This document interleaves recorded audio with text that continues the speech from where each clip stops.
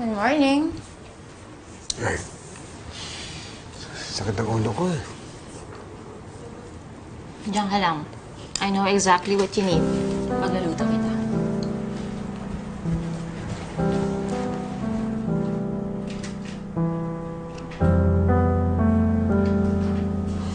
Ngayon nakakain ka na, pwede ka na uminom ng aspirin para sa sakit ng ulo mo. Pwede mo na.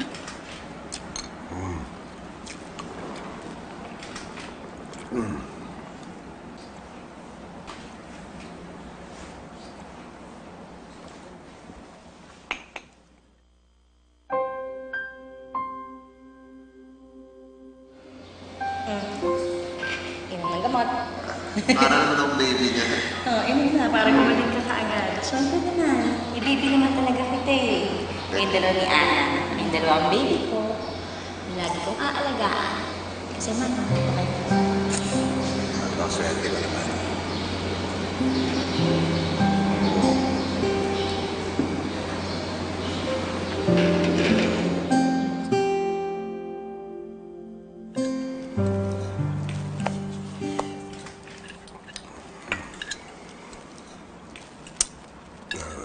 Salamat pala sa pag-alaga mo.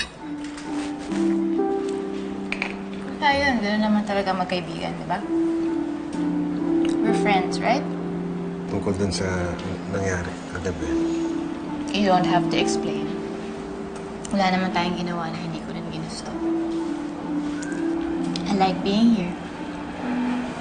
I like taking care of you.